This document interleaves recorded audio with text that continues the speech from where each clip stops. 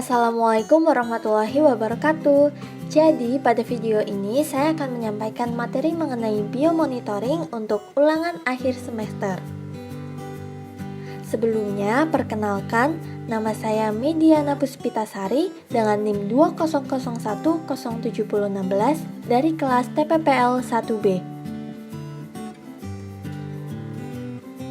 Materi yang akan kita bahas di sini yaitu yang pertama adalah bioindikator, yang kedua bioindikator kualitas air, yang ketiga bioindikator kualitas tanah, dan yang keempat bioindikator kualitas udara.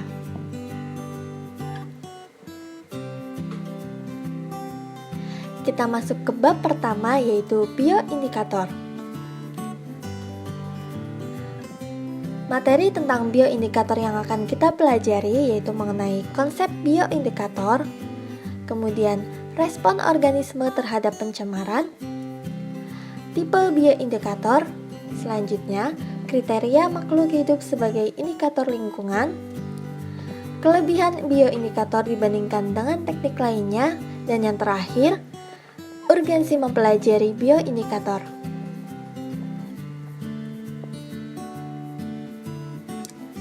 Konsep bioindikator. Suatu organisme yang dapat memberikan respon, indikasi, peringatan dini, representasi, refleksi, dan informasi kondisi atau perubahan suatu ekosistem disebut sebagai bioindikator. Suatu organisme akan berkembang secara optimal pada kondisi lingkungan ideal.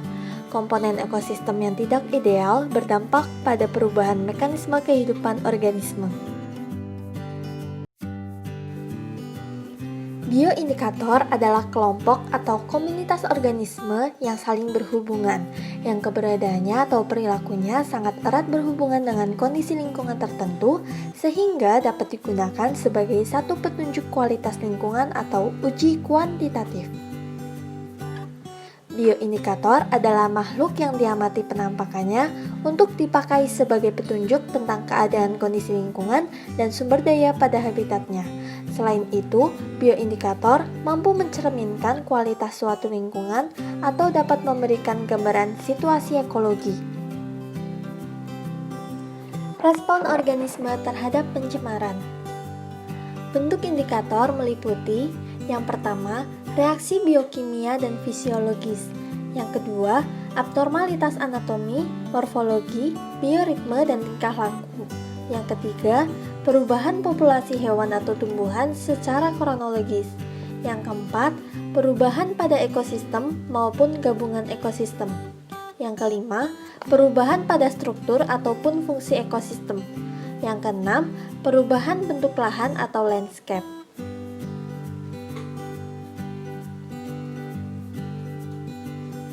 Syarat untuk menetapkan atau memilih organisme sebagai bioindikator. Yang pertama, takson yang tinggi atau lebih tinggi harus memilih takson dengan taksonomi jelas, diketahui secara terperinci dan mudah untuk diidentifikasi. Yang kedua, status biologi diketahui jelas, peka terhadap tekanan maupun perubahan lingkungan. Yang ketiga, organisme memiliki kelimpahan tinggi dan mudah disurvei atau diamati. Yang keempat, tersebar dalam ruang dan waktu. Yang kelima, memiliki hubungan yang kuat dengan komunitas luas atau tidak memiliki hubungan kuat dengan komponen tekanan.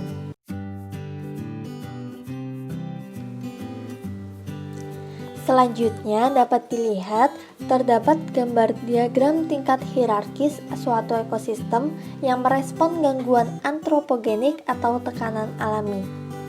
Untuk keterangannya, lingkaran putih pada gambar merupakan variabel lingkungan mencakup faktor-faktor yang dapat diubah secara langsung oleh gangguan atau stres.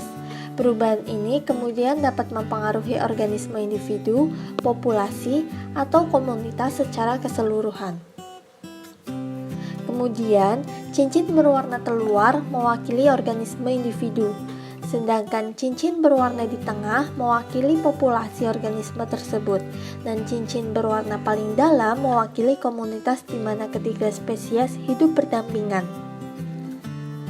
Gangguan dan stres dapat secara positif atau negatif mempengaruhi sumber daya energi, interaksi biotik dan fisik, atau lingkungan kimia.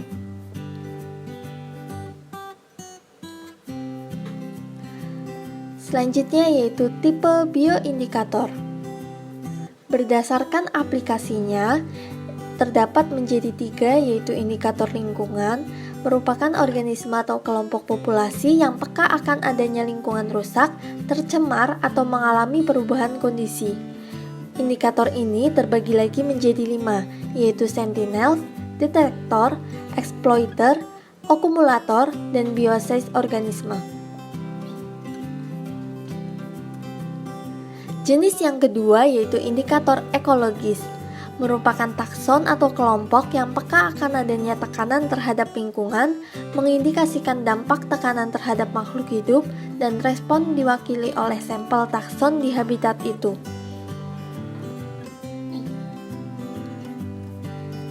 Jenis yang ketiga yaitu indikator keanekaragaman hayati, merupakan kelompok atau takson yang mengindikasikan beberapa ukuran keanekaragaman atau kekayaan jenis, kekayaan sifat, dan status endemisitas takson di atasnya pada habitat tertentu.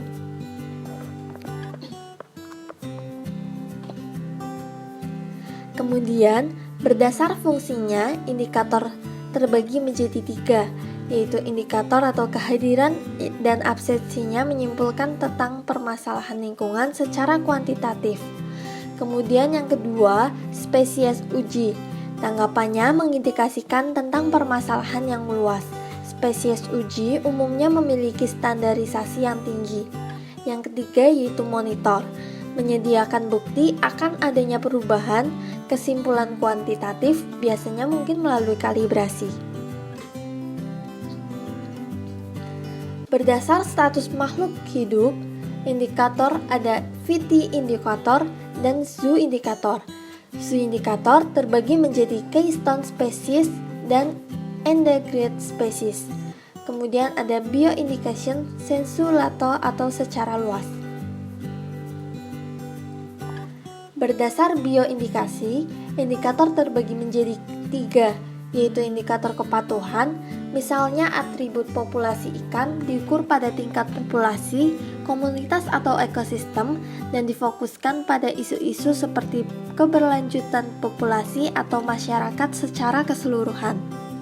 Yang kedua, indikator diagnostiki, diukur pada tingkat individu atau suborganisme. Yang ketiga, indikator peringatan dini, berfokus pada tanggapan cepat dan sensitif terhadap perubahan lingkungan.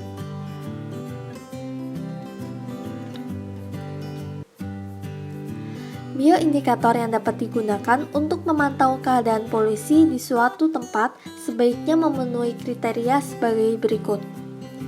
Yang pertama, organisme yang dijadikan sebagai bioindikator memiliki kisaran toleransi yang sempit terhadap perubahan lingkungan.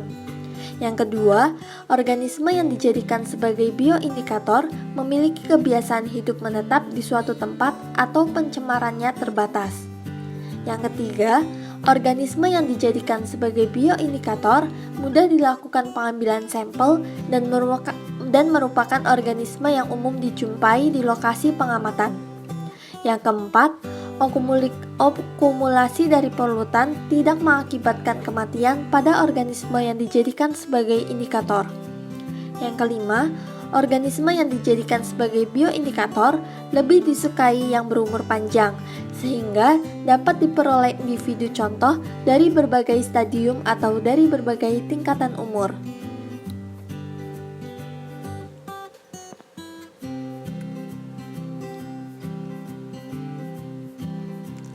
Kriteria makhluk hidup sebagai indikator lingkungan. Pedoman mengenai makhluk yang dapat digunakan sebagai indikator diantaranya yaitu spesies Teno atau kisaran toleransinya sangat sempit. Lebih baik dipakai sebagai indikator dibandingkan dengan spesies yang euri atau kisaran toleransinya luas. Yang kedua, spesies yang dewasa lebih baik dipakai sebagai indikator dibandingkan dengan yang masih muda. Yang ketiga, sebelum mempercayai penampakan makhluk sebagai indikator ekologis, maka terlebih dahulu harus ada bukti yang cukup bahwa suatu indikator yang dipermasalahkan memang benar dapat membatasi. Yang keempat, banyak hubungan di antara jenis, populasi, dan seluruh komunitas seringkali memberikan indikator yang lebih dapat dipercaya daripada suatu jenis yang tunggal, karena integrasi keadaan yang lebih baik dicerminkan oleh keseluruhan daripada sebagian.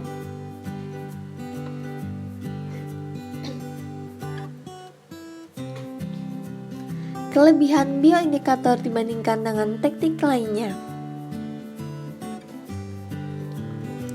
Perbandingan dengan teknik umum, diantaranya bioindikator mendapatkan komponen temporal yang sesuai dengan rentang kehidupan atau waktu tinggal suatu organisme dalam sistem tertentu, yang memungkinkan integrasi kondisi lingkungan saat ini, masa lalu, atau masa depan. Sebaliknya, banyak pengukuran kimia dan fisik hanya mencirikan kondisi pada saat pengambilan sampel. Yang kedua, manfaat lain dari penggunaan bioindikator adalah kemampuan mereka untuk menunjukkan efek biotik polutan secara tidak langsung ketika banyak pengukuran fisik atau kimia tidak bisa. Yang ketiga, biota adalah prediktor terbaik tentang bagaimana ekosistem merespon gangguan kehadiran seseorang pemicu stres. Manfaat dan kerugian penggunaan bioindikator. Bioindikator dapat digunakan sebagai skala dari seluler hingga tingkat ekosistem untuk mengevaluasi kesehatan ekosistem tertentu. Kemudian, sensitivitas beberapa indikator berfungsi sebagai sinyal peringatan dini. Bioindikator menginformasikan tindakan kita mengenai apa yang tidak berkelanjutan secara biologis.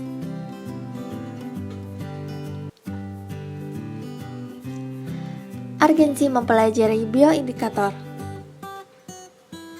Yang pertama, memperoleh pengetahuan tentang dasar tentang bioindikator dan biomonitoring, dan juga tentang berbagai langkah dari proses penilaian risiko lingkungan. Yang kedua, mendapatkan pengetahuan tentang organisme uji dan indikator referensi yang dapat digunakan dalam proses bioindikator dan biomonitoring.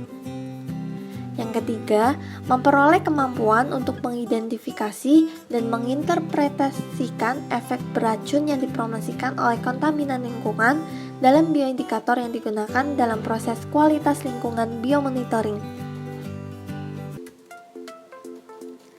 Kita masuk pada bab 2, yaitu mengenai bioindikator kualitas air. Pada bab ini terdapat pengantar, plankton, perifton, kemudian makroinvertebrata, makrofita, dan yang terakhir adalah ikan. Yang pertama adalah pengantar. Biomonitoring air dapat dilakukan dengan melihat keberadaan kelompok organisme indikator. Organisme tersebut yaitu yang pertama adalah plankton, kelompok mikroorganisme yang hidup melayang-layang di dalam air. Kelompok kedua yaitu perifton, kelompok alga, cyanobacter, mikroba, dan detritus yang hidup di dalam air. Yang ketiga adalah mikrobentos, kelompok mikroorganisme yang hidup di dalam atau permukaan air. Yang keempat, makroinvertebrata, baik di dalam maupun di permukaan air. Yang kelima, makrofita, yaitu kelompok tumbuhan air. Dan yang keenam adalah nekton atau ikan. Julian Tra mengelompokkan spesies indikator ke dalam 5 kelompok, yaitu yang pertama adalah sentinel, makhluk hidup sensitif sangat tinggi terhadap polutan.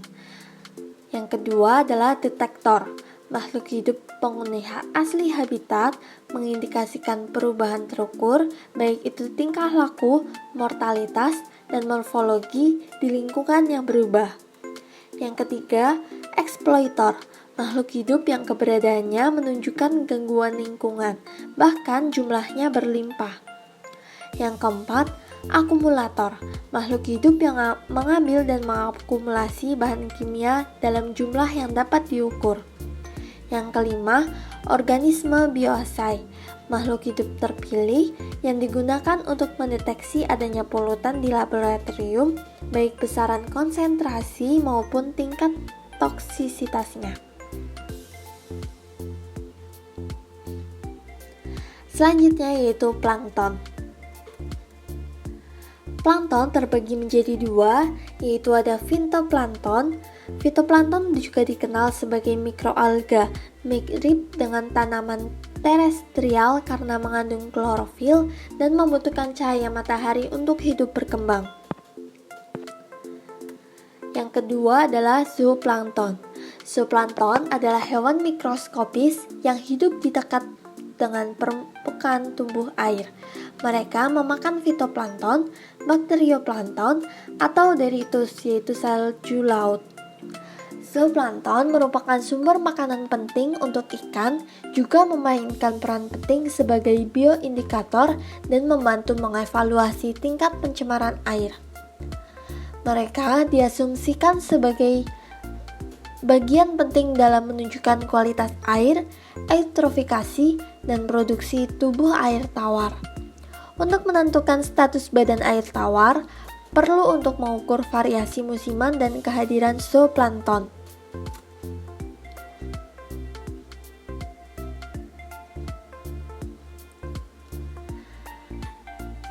Pengambilan sampel. Pengambilan sampel fitoplankton mengikuti Badan Penelitian Perikanan Laut atau BPPL tahun 1989, yaitu dengan menggunakan jaring plankton ukuran 25 atau dapat pula dengan menggunakan ukuran 250 mSh. Sampel fitoplankton yang terjaring kemudian dimasukkan ke dalam botol sampel dan diberi formalin 4%. Selanjutnya, dilakukan analisis di laboratorium. Selain pengambilan sampel fitoplankton, juga dilakukan dengan pengukuran kualitas air dengan menggunakan water checker.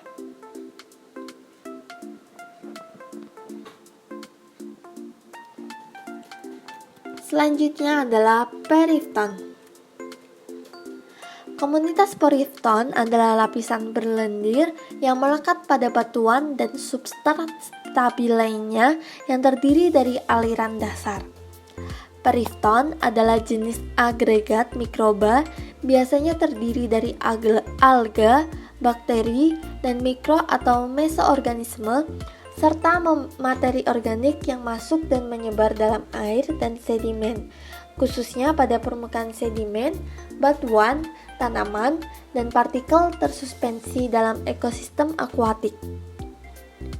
Perifton ditemukan di dasar sungai dan perairan. Perifton mirip lapisan lendir di perairan. Kadang sulit untuk mendeteksi. Warna perifton yang terendam berupa objek berwarna coklat atau hijau.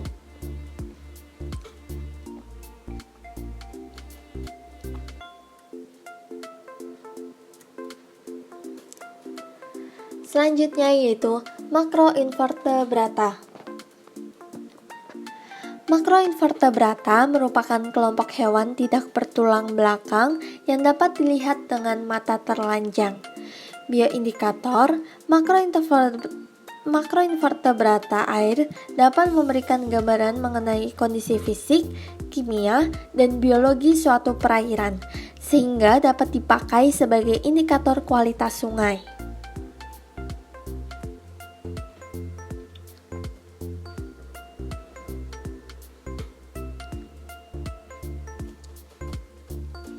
Sifat-sifat makroinvertebrata air. Yang pertama, sensitif terhadap perubahan kualitas air, sehingga berpengaruh terhadap komposisi dan kelimpahannya. Yang kedua, ditemukan hampir di semua perairan. Yang ketiga, terdiri atas banyak jenis serta merespon berbeda pada gangguan yang berbeda. Yang keempat, bergerak secara terbatas. Yang kelima, mengakumulasi racun pada tubuhnya. Dan yang keenam, mudah dikumpulkan dan diidentifikasi paling tidak sampai tingkat famili. Hal-hal yang harus diperhatikan dalam penggunaan makroinvertebrata. Yang pertama adalah kehadirannya sangat dipengaruhi oleh musim, sehingga pengambilan sampel harus dilakukan setiap musim. Yang kedua, makroinvertebrata hanya merespon pengaruh perubahan kondisi lingkungan tertentu. Yang ketiga, kondisi fisik dan kimia perairan seperti kecepatan aliran air, substrat dasar sungai, keberadaan pusaran dan genangan air, lebar sungai, kemiringan, tutupan vegetasi pada tebing sungai, kandungan unsur hara, dan konsentrasi oksigen terlarut dapat mempengaruhi keberadaan makroinvertebrata. Selanjutnya adalah makrobentos. Bentos adalah hewan yang sebagian besar siklus hidupnya di substrat dasar perairan. Menurut Sinaga, berdasar tingkat toleransi pada pencemaran, bentos digolongkan dalam yang pertama adalah jenis tahan bahan pencemar. Misalnya adalah cacing tubifax, masculinum, dan psidium. Yang kedua adalah jenis lebih bersih. Misalnya adalah siput, Bryozoa, krustasea, dan serangga perairan. Yang ketiga adalah jenis hanya senang bersih. Misalnya adalah siput Vivinacid dan Amnicolidae serta beberapa jenis serangga.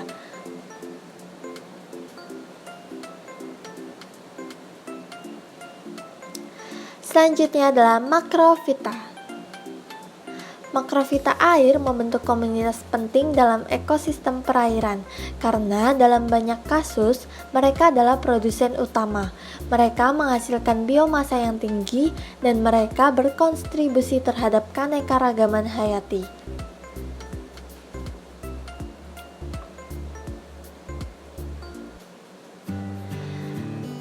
Kita masuk ke bab yang ketiga, yaitu bioindikator kualitas tanah. Pada bab ini terdapat pengantar, kemudian hewan tanah, dan yang ketiga adalah tumbuhan. Pengantar dari bioindikator kualitas tanah. Beberapa senyawa kimia yang berpotensi berbahaya yang berasal dari aktivitas manusia di perkotaan, pedesaan, maupun kawasan industri terus-menerus dilepaskan ke lingkungan, khususnya adalah tanah. Tanah adalah sumber daya paling penting bagi manusia dan ekosistem. Faktor biologis dapat menunjukkan keseimbangan lingkungan yang lebih baik melalui indeks biotik yang berasal dari pengamatan spesies bioindikator.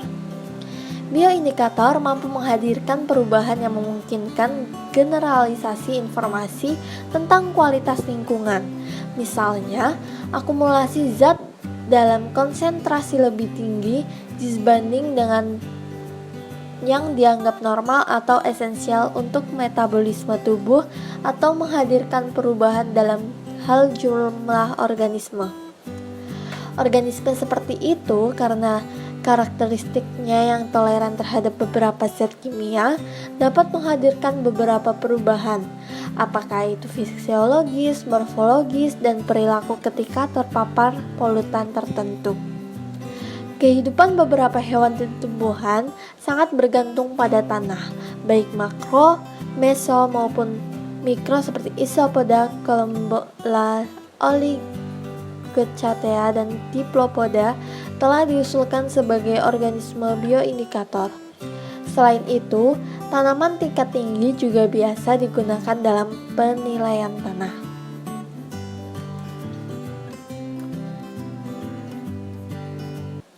Selanjutnya adalah hewan tanah. Hewan tanah yang pertama adalah invertebrata. Menurut Fonetti et al., beberapa kelompok taksonomi invertebrata tanah dan tanaman tingkat tinggi telah diusulkan sebagai organisme bioindikator yang dapat diuraikan sebagai berikut. Yang A. Isopoda, Columella, dan Diplopoda. Arthropoda tanah dari kelompok hewan Sparovak yaitu Isopoda, Columella, dan Diplopoda adalah di antara organisme yang dianggap paling tepat untuk mengevaluasi efek akumulasi zat beracun yang ada di tanah karena kontak langsung dengan kontaminan yang ada di dalamnya.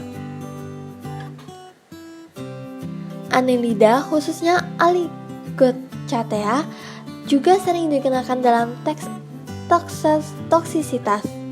Invertebrata ini melakukan kontak dengan sejumlah besar polutan yang ada di kompartemen ini dengan gerakan dan konsumsi tanah atau serasa daun yang terkontaminasi. Oligochaeta dianggap sebagai salah satu referensi terpenting dari makrofauna edaphic. B. Nematoda. Nematoda banyak dimanfaatkan sebagai bioindikator. Nematoda bebas maupun tanah menjadi indikator karena memberikan gambaran taksonomi yang pakarnya melimpah. Nematoda memiliki peran penting dalam food webs.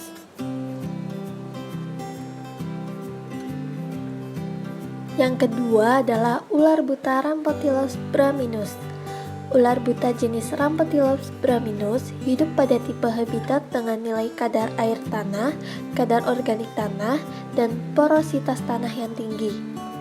Kehadiran kelompok hewan ini berhubungan dengan kualitas kesuburan tanah. Populasi Ramphotylus braminus yang kecil menjadi indikator bahwa nilai kadar air tanah, kadar organik tanah, dan porositas tanah rendah sehingga dapat dikatakan bahwa kesuburan tanah rendah.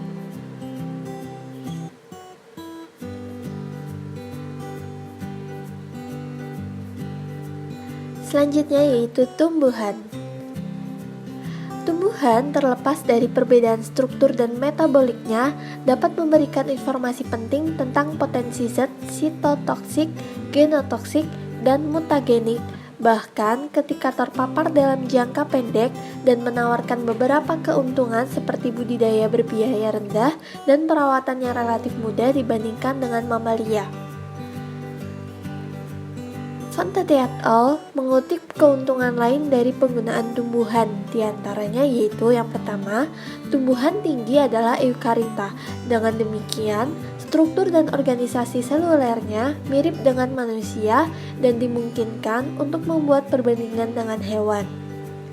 Yang kedua, teknik yang digunakan untuk penelitian ini relatif sederhana dan dapat dilakukan dengan gesit. 3. Budidaya organisme memiliki biaya rendah dan perawatan yang mudah.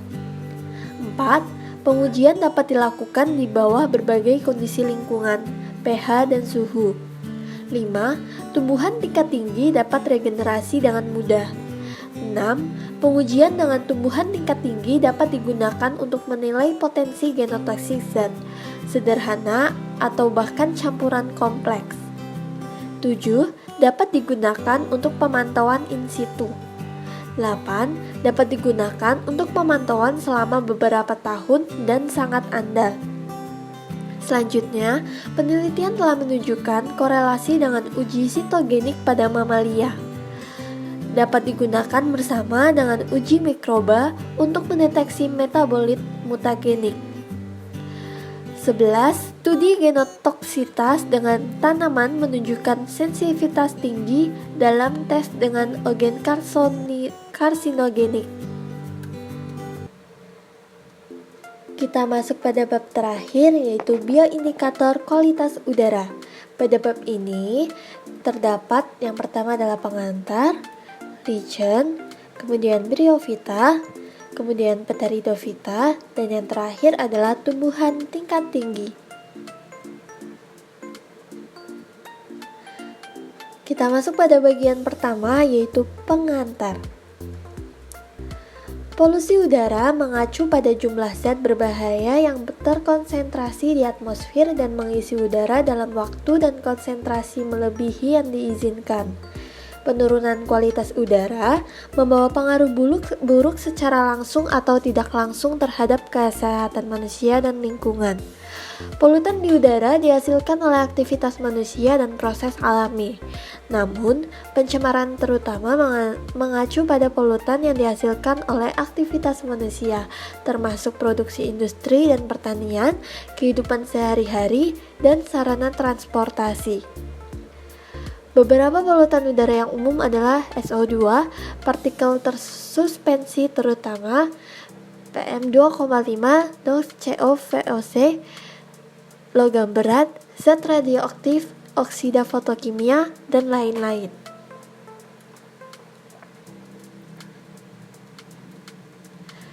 Kemudian yaitu lichen. Lichen adalah gabungan bakteri dan alga simbiotik. Sebagian besar dapat bertahan pada kondisi lingkungan yang keras. Bentuk lichen adalah seperti kerak sehingga disebut sebagai rumut kerak. Tumbuh lebat pada pohon, batu, dan tanah kosong. Keuntungan penggunaan lichen sebagai bioindikator. Yang pertama, banyak spesies lichen memiliki rentang geografis yang luas, memungkinkan studi gradien polusi jarak jauh. Selanjutnya, morfologi lichen tidak bervariasi dengan musim, dan akumulasi polutan dapat terjadi sepanjang tahun. Kemudian, lichen biasanya berumur panjang.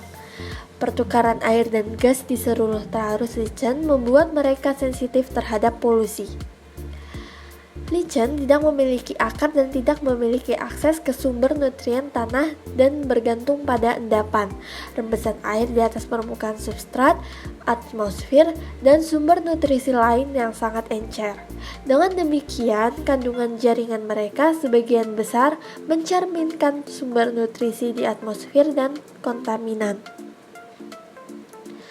Kemudian, lichen tidak memiliki jaringan pelindung atau jenis sel yang diperlukan untuk menjaga kadar air internal tetap konstan. Kita masuk ke bagian selanjutnya yaitu bryophyta. Bryophyta adalah tumbuhan yang tidak memiliki sistem vaskular dan sederhana baik secara morfologi maupun anatomis. Potensi pertumbuhan dalam bryophyta tidak begitu terpolarisasi sebagai tanaman vaskular. Bryophyta tumbuh di berbagai habitat, terutama di tempat lembab, di tanah, batu, batang dan ranting pohon, serta batang pohon yang jatuh. Ada dua kategori bryophyta sebagai respon terhadap polusi, di antaranya yaitu yang pertama, yang sangat sensitif terhadap polusi dan menunjukkan gejala-gejala cedera yang terlihat bahkan di hadapan sejumlah kecil. Jenis yang kedua yaitu yang memiliki kapasitas untuk menyerap dan menyimpan polutan dalam jumlah yang jauh lebih tinggi daripada yang diserap oleh kelompok tanaman lain yang tumbuh di habitat yang sama.